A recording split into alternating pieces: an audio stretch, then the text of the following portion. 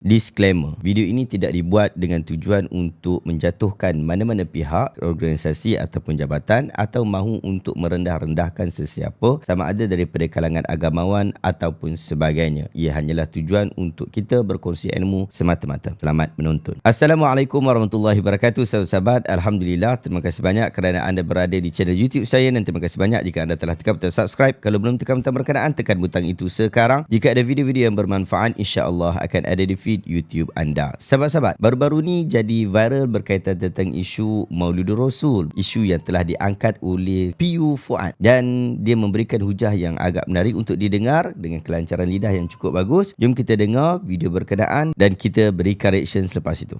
Saya ada terbaca satu artikel baru-baru ni yang ada juga individu yang pendakwah juga. Dia cakap soal kita kena sambut Maulud Nabi ni secara sederhana, tak macam orang Malaysia sambut. Macam mana ustaz saya ni Kang nak cakap saya pergi berarak Kang, takut jadi isu. Alamak. Okay.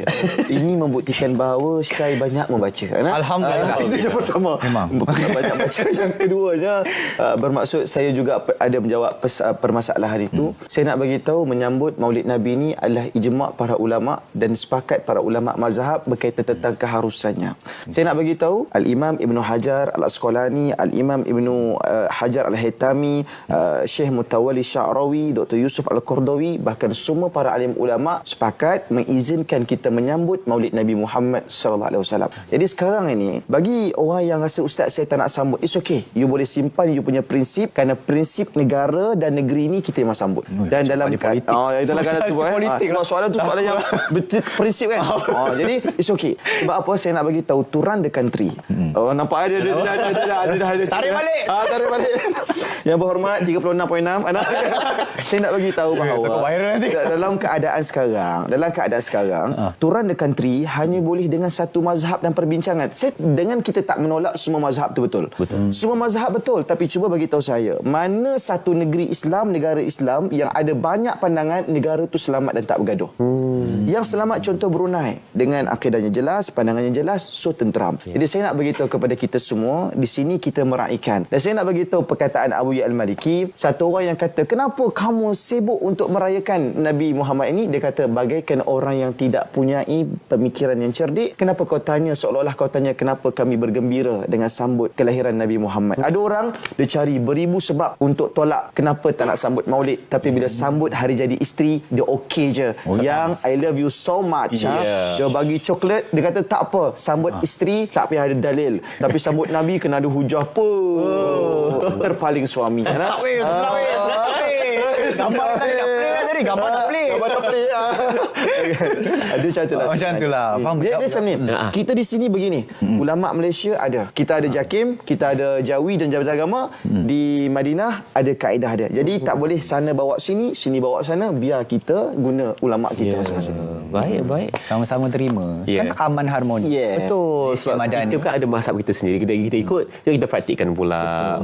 Baik. Alhamdulillah, kita telah menonton kenyataan berkenaan dan dakwaan-dakwaan itu agak menarik juga, tetapi ia adalah dakwaan baru yang saya jarang dengar apabila orang sedang mengkritik orang yang tidak bersetuju dengan Maulidur Rasul sallallahu alaihi wasallam ataupun perayaan Maulidur Rasul sallallahu alaihi wasallam. Menariknya, Dr. Zamir Ramli ada ulas berkaitan tentang isu ni. Jom kita tengok apa yang beliau ulas. Beliau sebut hukum Maulid termasuk dalam ijma'. Sedikit nasihat kepada Da'i Fuad. Saya baru mendengar keratan video ini, terkejut saya dengan huraian Da'i Fuad ini. Ada dua dakwaannya yang saya tidak setuju. Yang pertama, dakwaan ijma'. Ijma' ini kesepakatan keseluruhan ulama tanpa khilaf. Benarkah Maulid ini termasuk dalam ijma'? Jawapannya tidak. Ada khilaf dalam hukum Maulid ini. Al-Fakihani, Asy-Syatibi, Asy-Syaukani antara yang membantah sambutan ini. Di mana datang ijma'nya? Janganlah mendakwa ijma' sesuka hati. Jika nak pegang pendapat yang membenarkan, tidak ada masalah. Cuma jangan dakwa ia ijma' sesuka hati. Yang kedua, nak run the country perlu satu mazhab dan perbincangan. Ustaz ini bertanya, mana negeri atau negara Islam yang ada banyak pandangan dan ia selamat dan tidak tidak bergaduh. Wahai Ustaz, tidak perlu pergi jauh. Malaysia adalah contoh, ada beberapa banyak pandangan dan perbincangan dalam fatwanya. Lihat dalam bab zakat gaji. Negeri Perak pada tahun 2004 telah mewartakan fatwa bahawa zakat gaji tidak wajib selagi tidak mencukupi haul dan nisab. Sedangkan banyak negeri telah mewajibkan zakat gaji. Ini perbezaan mazhab dalam satu negara. Di mana kita bergaduh dalam isu ini? Alhamdulillah kita masih aman dan selamat. Nasihat saya kepada Ustaz Da'i Fuad, berhati-hatilah jika berkata-kata, jangan mendakwa sesuka hati dan sesedap rasa. Buatlah sedikit homework sebelum memenuhi televisyen. Terima kasih, Dr. Ruzaimi Ramli. Menariknya daripada video Dr. Ruzaimi tadi, ada beberapa kenyataan ataupun komen-komen yang juga menarik. Cikgu Muhammad Hari Nunci sebut, dia kata dia ingat dengan title Ustaz dan Da'i, dia boleh menipu semua orang. Zaman sekarang hampir semua maklumat boleh diakses dengan hanya di hujung jari. Setiap ucapan boleh disemak sama ada sahih atau palsu, fakta ataupun auta, sudah-sudahlah wahai Ustaz. Benar sahabat-sahabat, zaman sekarang ni dia lebih mudah. Kalau nak pergi kata ijma' itu saya rasa susah sangat, sukar sangat. Sebab nak pergi kata sesuatu itu sepakat, dalam keadaan kita tengok di media sosial hari ni memang berlaku perselisihan. Bahkan yang bawa hujah itu bukan daripada kalangan orang bawah-bawah, orang atas-atas, maksudnya daripada kalangan para ulama juga mengeluarkan pandangan mereka yang mengatakan bahawa mereka tidak setuju dengan perayaan Maulidur Rasul. Saya adalah orang yang tak ada masalah dengan Maulidur Rasul. Saya yakin Dr. Ruzaimi juga tidak ada masalah dengan Maulidur Rasul. Tetapi jangan sebut apa yang tidak sepatutnya kita sebut. Sebab tu Allah Ta'ala sebut dalam surah Al-Isra ayat 36, wala taqfu ma laysa laka bihi ilm inna sam'a wal basra wal fuad kullu ulaika kana anhu mas'ula. Jangan kamu sebut apa yang kamu tidak ada pengetahuan berkaitan tentangnya. Pendengaran, penglihatan dan jantung hati kamu semuanya akan dipersoalkan oleh Allah Azza wa Jalla. Itu adalah peringatan kepada orang-orang yang menyampaikan sesuatu perkara yang dia tidak ada ilmu.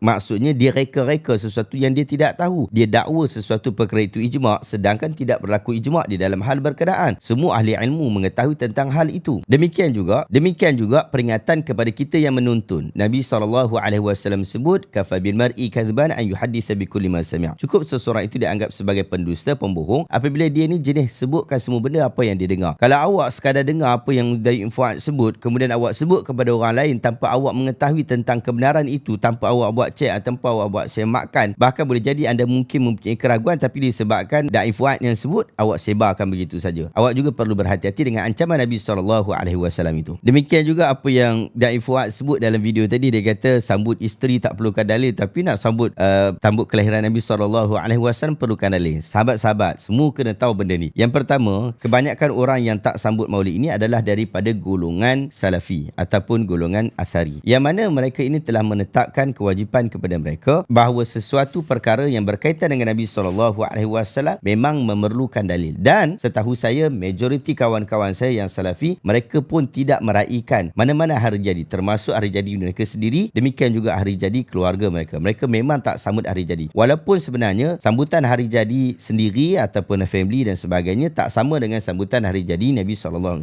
Kerana sambutan hari jadi Nabi SAW itu adalah dikaitkan dengan agama. Apabila awak menyambut berkaitan tentang Nabi SAW, ia dikaitkan dengan syariat. Kerana apa yang disandarkan kepada Nabi SAW itu dinamakan sebagai syariat. Kalau awak tak sandarkan kepada Nabi SAW, ia tidak disandarkan kepada syariat. Maka kita perlu berhati-hati apabila kita nak sandarkan kepada Nabi. Dan kita tahu bahawa hujahan itu ada dua pihak. Pertama yang membenarkan, kedua yang tidak membenarkan. Saya adalah keluaran dari Universiti Al-Azhar, yang mana di Universiti Al-Azhar setiap tahun kita meraihkan Maulidur Rasul dengan qasidah, dengan syiar-syiar, dengan bacaan kitab Syama'il Muhammadiyah, bacaan kitab Sahih Al-Bukhari dan seumpama dengannya. Dan ia tidak termasuk dalam perkara yang dilarang. Tetapi bila kita buat Maulidur Rasul pada hari ini dan kita tidak hadkan dengan disiplin-disiplin tertentu, sehingga kita tengok hari ini apa yang berlaku, orang buat maulid dalam keadaan buat replika unta, yang mana biasa orang buat benda ni dekat perayaan Cina, perayaan agama lain, perayaan bangsa lain. Buat tarian singa, kita buat replika unta. Akhirnya ia dicipta sedikit demi sedikit sehingga orang menganggap bahawa ini agama. Betapa ramai daripada kalangan kita menganggap bahawa sambutan Maulidur Rasul itu adalah sambutan yang berkaitan tentang agama. Seolah-olah ia adalah seumpama seperti sambutan hari raya, begitu juga dengan puasa-puasa. Seolah-olah ia sama seperti itu, sedangkan ia tidak sama seperti itu. Wallahu ta'ala a'lamu bissawab. Bersempena dengan bulan Rabiul Awal ni, bersempena dengan kita semua kata sayang Nabi SAW untuk dapatkan buku sirah Nabi Ar-Rahiqul Maktum. Ini buku yang saya maksudkan, dan di dalam buku ini awak tak akan jumpa satu cerita pun yang Nabi SAW dan mana-mana para ulama meraihkan Maulidur Rasul. Tetapi awak akan dapat perbahasan tentang hari kelahiran Nabi SAW.